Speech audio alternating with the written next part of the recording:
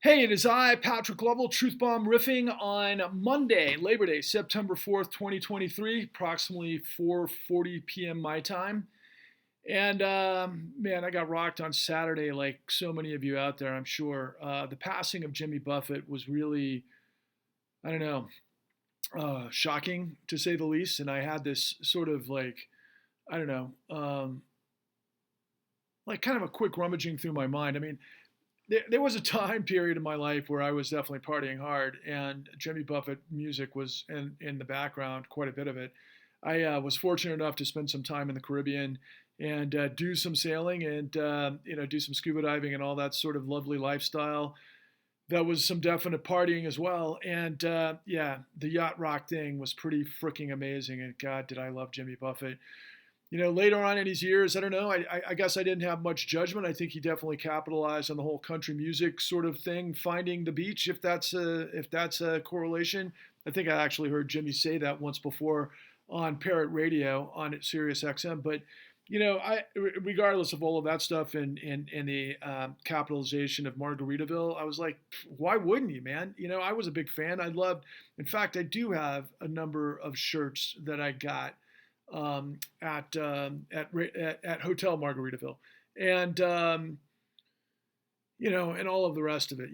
When he passed away, I was thinking to myself, I could totally see Jimmy in the Hemisphere Dancer, which was his plane, flying over the turquoise waters of the Caribbean with some beautiful landscape, mountainous jungle in the background, and just some lofty billowing clouds over the Caribbean or South Pacific or some wonderful adventure, and that would be him into infinity. Into infinity. I'd say he'd gone to heaven to experience that, but he experienced that in life forever. And good on you, Jimmy, and thank you for all the memories. And to all you parrot heads, if I ever happen to reach you, I'm not sure if you guys are getting my messages because you tend to be a little bit more fun than some of these truth bomb riffs.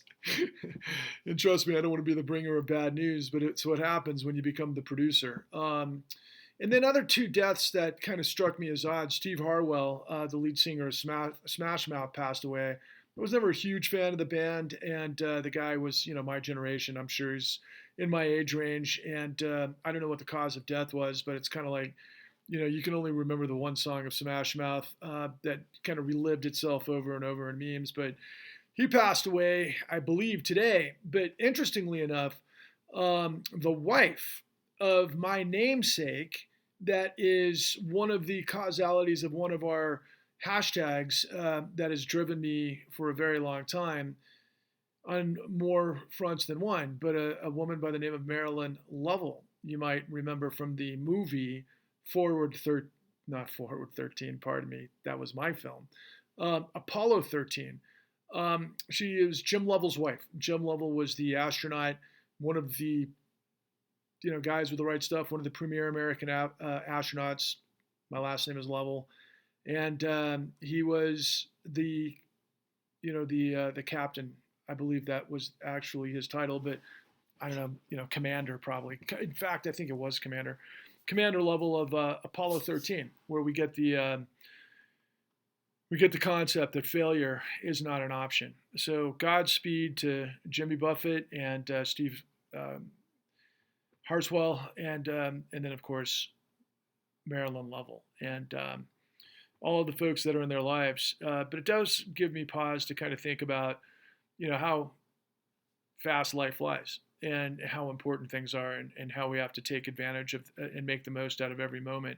And for the most part, guys, I've always been an optimist. And I had this strange dream. I've been up since 4 a.m. and I had this strange dream last night. It was this kind of sort of conversation with my last 35 years. I think I had this really, really, and I'm sure you can relate to this, where I had this dream that just felt so real, but it was so surreal at the same time. And I was kind of having a conversation with myself during my college years at a bar, probably listening to Jimmy Buffett and throwing back some tequila and kind of fast forwarding in my mind how the world was going to work and what I expected of myself, only to kind of understand what life I had to lead to become who I am and put me in this position that I am at the moment, which of course is kind of like the monkey's paw of what I expected of myself. I expected to be extremely successful at this age, but ironically, I am extremely successful because I'm carrying the largest criminal revelation, the largest criminal conspiracy and cover up in history, which is the $29 trillion truth. And I'm last man standing. And that was kind of my conversation with myself, because of course I would be, because I would never cave to freaking complicity and racketeering and evil and diabolical villains and duplicity and cowardice and weakness, because that's not who I am. Am I some sort of powerhouse? Am I Mike Tyson? No, not in a physical way. Pretty strong compared to a lot of people, but not Mike Tyson, right? At least in his prime. But that's not the point. The point is that, no, I do have courage, and I do have stamina, and I do have a backbone. And I guess my former self was telling myself throughout the entire process that, bro, hang in there, man. You've done the right thing, because failure is not an option. And so, I just want to briefly talk about what I've been engaged with on X today, and the nature of media, and really who I am, and why I say that, look, I'm not Moses, I'm not Jesus, I'm the producer. But I guarantee you, if you tap in and you plug into my bandwidth and you understand where I'm coming from and you wrap your head around the truth that I'm giving you, then I will lead us, and together we will walk in arms in exodus from corruption, and we will create the resurrection of the American dream. And we will create the new enlightenment that will crush corruption and drown fascism. Yeah, man. Trust me, I'd rather be barefoot on the beach, fucking throwing a couple of margaritas back and having a damn good time singing with my friends with an acoustic, guitar over a campfire any day, right? That go surf and longboard. Yeah, trust me, that's my style. But man, we're in the midst of the biggest fight of our lifetime, and everything is on the line. And I want to start off with media though, and react to some things that I've been dealing with today on Twitter, and then or X, I'm sorry, and then go back to kind of the nature of media and who I am as a producer, and why we have to meet each other to create a movement. Don't want to call it a parrot head movement, but I definitely want to call it a movement for truth and justice that picks up on what I'm doing to get us collectively as the human species past this dark ages of corruption and what is now fueling fascism. And so, like all over Twitter today and X, we're seeing just again, this maelstrom of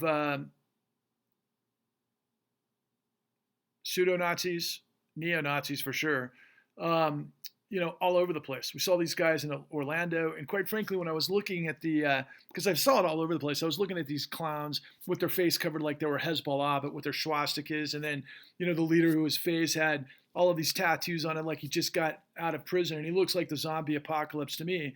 But at the same time, all of these things being equal, the intent is to create this terror. It felt like to me Hezbollah more than it does, a Nazi group. It felt like Hamas, right? All of the things that we've been fighting for like the last 40 years, particularly of terrorism and post 9/11, everything else, but back on our shores. And it just completely validates what I've been telling you all along. Corruption births and fuels fascism. And so you see this, and this is like, yet another demonstration of neo-Nazis, and of all things, Disney World. It's just like so sickening. And you think about Ron DeSantis and the anti-woke and all of these things that are taking place in a land where there's a lot of retired Jews for that part. But then there was this it was trending, actually. Was it trending? I just happened to catch a tweet by Elon Musk, and he said, I champion free speech, but I'm not anti-Semitic. And I responded like, yeah, you really have a funny way of showing it. Your entire platform's a hate vector. You've got anti-Semitism trending every other day. And, I went on about it for some time, but then I basically said, but ironically, that, you demonstrate not being an anti-Semitic, just like, ironically, the Prime Minister of Israel. Why can't I think of his name all of a sudden? Holy crap. Netanyahu, right? Netanyahu champions democracy like Elon Musk isn't an anti-Semite. And then, of course, ironically enough, it's like, Jared Kushner and Steve Mnuchin, both who are Jewish, demonstrate really their care of history in their display of working with somebody like Saudi Arabia post 9/11 to get $6 billion because, like Trump said, no one ever got to the bottom of 9/11. So what are you going to do? Meanwhile, Trump and all of his posse all over, X are fermenting all of these lies and constantly, even if they even have an inclination of truth by way of the level of fraud and corruption that may have transpired with Hunter Biden and a cover up and everything else, by way of Ukraine and Burisma and all of those things, in comparison to what Trump has been involved with, that doesn't make it not important to understand and get to the bottom of and hold accountable. But to compare it to all things Trump, and then ultimately what I just revealed, Jared and Stevie have walked with $6 billion since Trump left office. It's absolutely insane. And what I said was, you know what? It really isn't any of those things. What it is that you guys are all about is just this weird, twisted perversion of something based on just ridiculous wealth that makes you, I don't know, Caligula? I mean, it's just disgusting. These people have no value and they fancy themselves pharaohs and they need to be freaking wiped out. And I don't mean wiped out as in we throw them in gas chambers by any stretch of the imagination, so don't take it that way. And I'm Jewish myself, so probably not the best analogy. And I do come from an interesting background that I should probably to lay out. But the bottom line is that, no, I am Jewish, and more so in terms of culture, I like the jokes, okay? And I like the pastrami. I'm not so big on Netanyahu and in modern day Israel and everything that they pretend to be with a democracy and fans, or I should say, allies of Saudi Arabia and everything that constitutes. It's just this incredible gymnastic perversion of all sorts of things that are just the opposite, the perverted, inverted version of everything that I grew up with. Which leads me to what I wanted to bring up briefly, and then I'll close it out because I don't want to talk forever. And it's Labor Day, and we got a lot to do. And I would encourage you to watch my work primarily to get the blueprint of how everything that I'm revealing to you goes down. It's at www.thecon.tv. And I've been interacting with people all day, and it's interesting, because I've been engaging people like crazy and fighting for every inch of trying to get the truth out there with everybody, literally in every direction. I'll give you an example. I happened to make a comment on a Barack Obama thread earlier today, and him and his kind of, holier than thou stance, like him being on the white horse of like celebrating labor in America. And I'm like, yeah, you keep telling yourself that, with all of your hired help in Nantucket, as you let Wall Street get away with the largest criminal conspiracy and cover-up in history that buried millions of people who put you on top because they believed in change we can believe in, and they gave you a populist, sort of mandate to be able to make that happen, and you betrayed us all. And that really pissed off a lot of people that are supporters of Barack Obama who think of him as God in comparison to Trump. And what I'm telling you, and what a lot of people are now starting to get, and some people in the periphery understand, is that Obama betrayed us completely because of what he didn't do right. And same with Eric Holder. They're the ones who gave the opportunity to the opportunist pig, Donald Trump, to take us down this path. Hence, corruption births and fuels fascism. But I want to talk about media. And I want to talk about, first, finishing the thought of what was going on for me on, I'll tell you, on X today. One of the most interesting, scenarios that I've experienced, but I came across this one person who went after me and kind of attacked me for, in her perception, I think, for being sort of a, disconnected white male who, considers himself above the fray with a special privileged position. And I'm like, yeah, you don't know my work. You don't know who I am. You don't know what I'm all about. But we got into this wrestling match going back and forth for a while. And she was, like I said, she was this, at least in terms of her profile, a yoga instructor. And I was like pretty intrigued by the level of animosity and I'd say, so what I'm looking for, aggressiveness. Like she tried to throw me in a chokehold or something, which, we went at it for a little while, but then, fortunately she was someone who is a reasonable person. And what happened was, through this dialogue, she came to understand based on some things that I said, and then she said, and then we kind of went back and forth, and then she checked some things out. That I wasn't a guy that made her respond the way that she was responding. So in her thread, she was responding to all of these like hate MAGA groups, and then she just kind of put me in the same sort of framing, because I mean she was being kind of overwhelmed by it, and she really didn't fully understand who I was and didn't get the context, and yet she was reacting so fast. But then once we got through it, it was cool. We had a connection, and I was like, yes. That's what I'm trying to do with millions of people, because I know that there's more good people out there than bad. I know it with everything that I am, but we're just so overwhelmed with the madness of nauseating lies and deception that, Elon is definitely doubled down on, and I guarantee created sort of algos to hyper inflate the reach of all of the hate mongers or vectors, which I'm pretty damn sure billionaires are paying for, whether it's Fox or whether it's these stupid personalities. And then we saw the meme, like, this Tim Pool meme of, this strange, and again, these people on the right are fixated with the weirdest shit. It reminds me of what I always knew about the brown shirts of the Reich. They were all homosexuals. Yeah, they'd have fucking orgies together. They were freaks, and they do all sorts of like, what are those goddamn drugs that, that are really big? When I'm thinking of, quite frankly, when I'm thinking of Walter White and I'm thinking of meth. Yeah, the Nazis were doing all sorts of meth and having freaking gangbang sessions of homosexuals in the brown shirts. And yeah, that's a little bit fucking twisted, right? And that's what this guy, Tim Pool, who used to be apparently a Occupy Wall Street guy that turned to the dark side because there was more eyeballs on it, and he's gone crazy. And I happen to have a connection to him because this guy that was with us at the Federal Reserve, based on some other things, and he wanted to get to me through the guy who's the campaign director for Robert F. Kennedy Jr. that I have a relationship with, and all of these other things. This guy came across as like almost like a Hunter Thompson, like, Gonzo type guy, because he does so many drugs, and I kind of could deal with that because I used to love Gonzo, but at the same time I held him at a kind of an arm's length. But I found out that this guy's working with Tim Pool, even though I knew that from the beginning. But those guys are working with Alex Jones, and so yeah, they're projecting like this Donald Trump sort of white supremacist god, Norris god, like he looks like he, is this super like, bodybuilding champ, right? That, projects what, I mean, it's just this like homoerotic, stupid weasel misuse of propaganda, which is all over X. And that's just part and parcel to what my afternoon revealed, among many, many, many, many other things.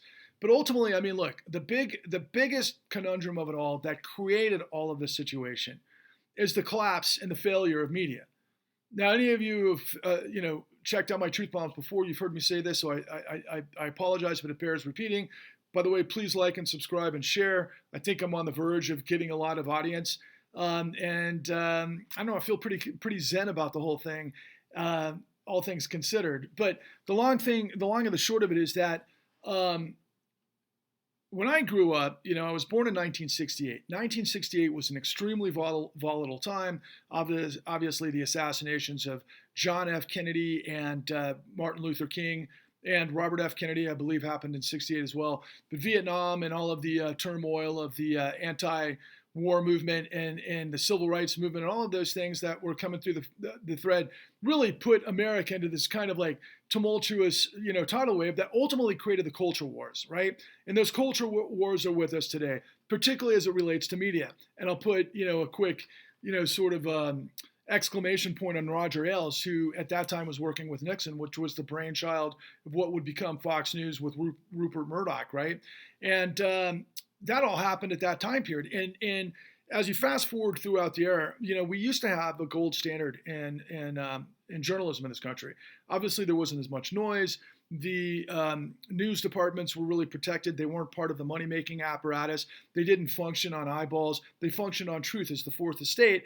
And there was incredible integrity. And, I'm sure many people would like to argue with that, and we could get into the nuances of it all. But in compared to today, it was the gold standard, particularly guys like Walter Cronkite. And we trusted what they had to say. And they really spent a lot of time trying to get the stories right, even though the formats weren't anything close to what we have in these incredible, podcasts and 24/7 news media culture and everything else. But as you went forward through the cycle, in the 80s particularly, I remember Tom Brokaw was somebody I trusted at the time. I ended up learning some things about Tom that were a little bit disconcerting, but ultimately, the Montana guy just had this craft of elegance and dignity, and he brought that through the sort of every night understanding the world that we lived in, and that was another sort of extension of the gold standard. And you could probably say the same of all of the other networks, but I will say that the caveat was Peter Jennings. Peter Jennings did something in the 90s that began to create this sort of movement towards where we are. Peter Jennings found this sort of catch-all to where they did a lot of sort of evangelical stories, and I think eventually he became an evangelical himself, I believe. Don't quote me on that. I know he died of cancer, so that might have been part of it. But ultimately, they would run religious stories, and they got bigger audience. And then you started to see more and more sort of special interest types of stories, particularly in the 90s. As I recall, there was a lot of sexual harassment sort of deviation in the mainstream media that led to discussions about fair and equal sort of representation and all of those types of things that would ultimately evolve. But the undergird was a lot of lawsuits in the sexual sort of predation of the time. But there was also a lot of manipulation, I'd say exploitation on both sides of the fence, and it manifested a lot in our media culture, which ultimately then led to 24-hour CNN type stuff that led eventually to Fox, and then everything that's happened pretty much 9/11 onwards, especially Gulf War and that sort of thing. Actually, Gulf War going back to the first one.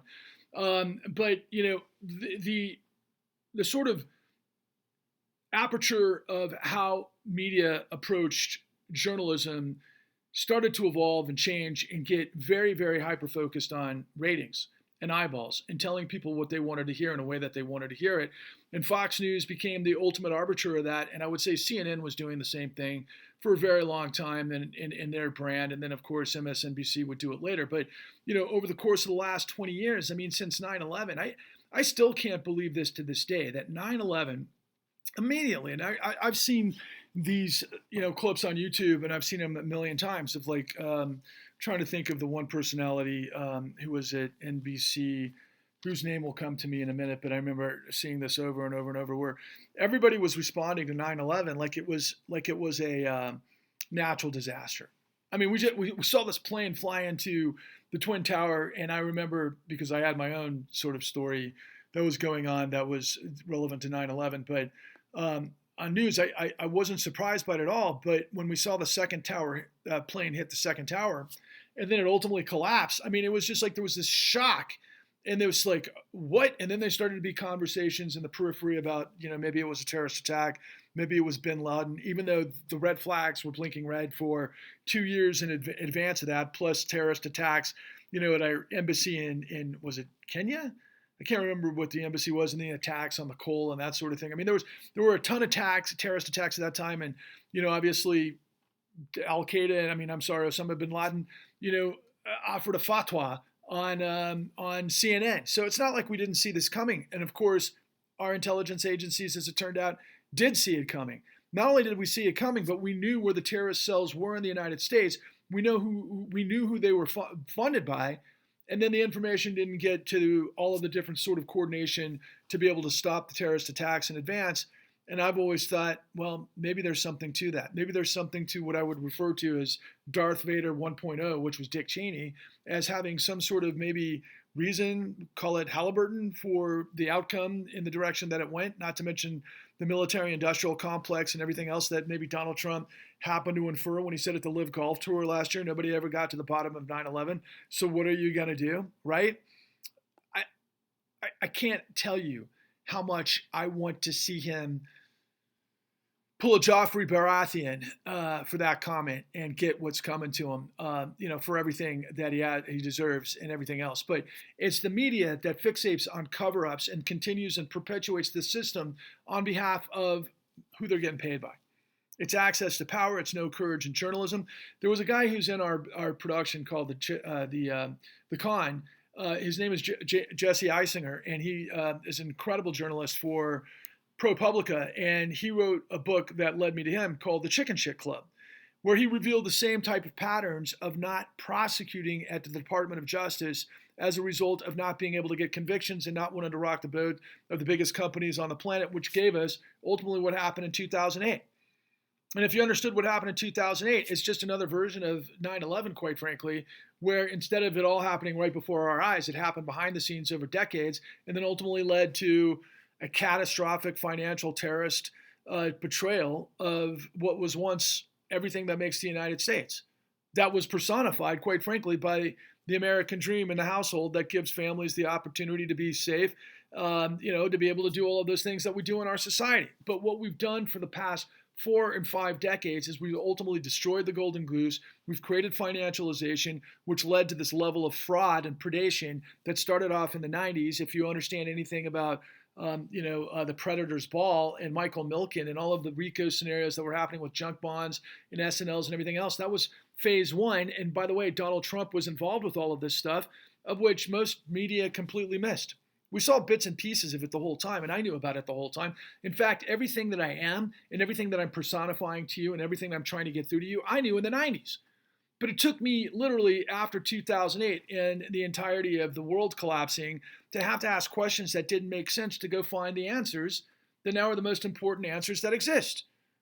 And it just completely blows up all of the ocean of lies and madness in mainstream media and everything that's happening online, and this insanity that, quite frankly, billionaires in this sort of juggernaut between technology and paid algorithms and tech can manipulate to completely have us just lose our minds.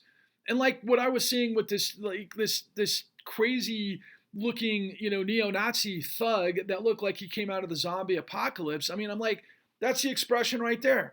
That's corruption from Obama not getting it right with Eric Holder because they were paid not to basically betray everybody that put him there, to ultimately let Wall Street get away with the largest criminal conspiracy and cover up in history that never ended, that ultimately gave us MAGA and Trump. That's it. And I've got the truth that can set you free. When you have the truth, you're bulletproof. But what I've got to do is I've got to convince you and tens of millions of people to understand what the blueprint of this whole thing is, which is the con. It's for free at www.thecon.tv.